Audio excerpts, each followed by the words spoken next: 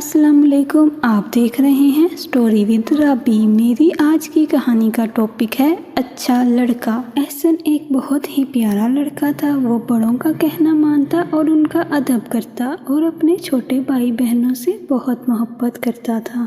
احسن کے امی ابو اس سے بہت خوش تھے کیونکہ احسن ہر وقت ان کی خدمت کے لیے تیار رہتا۔ جب بھی امی یا ابو اس کو کسی کام کا کہتے، احسن سارے کاموں کو چھوڑ کر ان کے بتائے ہوئے کام کو پورا کرتا۔ ایک مرتبہ احسن کی امی بیمار ہو گئیں۔ وہ بستر پر لیٹی ہوئی تھی۔ انہوں نے احسن کو بلایا، بیٹا احسن ادھر آؤ۔ احسن نے ادب سے کہا، جی امی، اور اپنی امی کے پاس آ کر ان کا ہاتھ چوما۔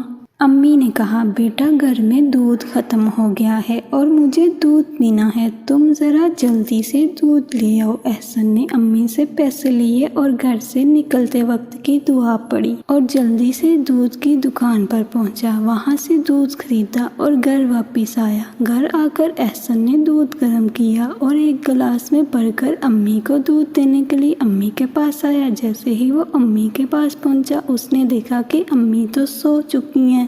احسن نے دل ہی دل میں سوچا کہ امی بیمار ہیں، ان کو جگانا اچھی بات نہیں، لیکن اس کے ننھے سے دل میں یہ خیال آیا کہ اگر امی جاگ گئیں اور ان کو دودھ کی ضرورت پڑی تو ان کو تکلیف ہوگی۔ یہ خیال آتے ہی اس نے فیصلہ کیا کہ وہ دودھ لے کر امی کے پاس ہی بیٹھا رہے تاکہ اگر امی جاگ جائیں تو وہ ان کو دودھ پیش کر سکے۔ وہ کافی دیر تک بیٹھا رہا، یہاں تک کہ امی جاگ گئیں۔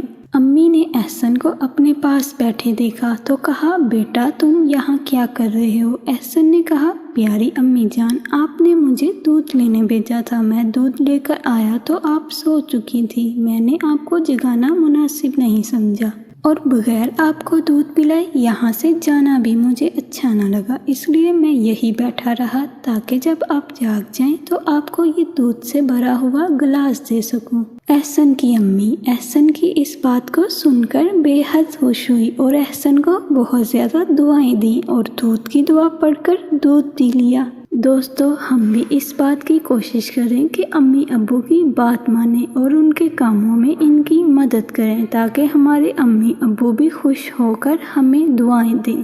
پلیز میرا چینل سبسکرائب کریں، لائک کریں، شیئر کریں۔ اسٹوری اچھی لگے تو بیل آئیکن پر بٹن دبائیں۔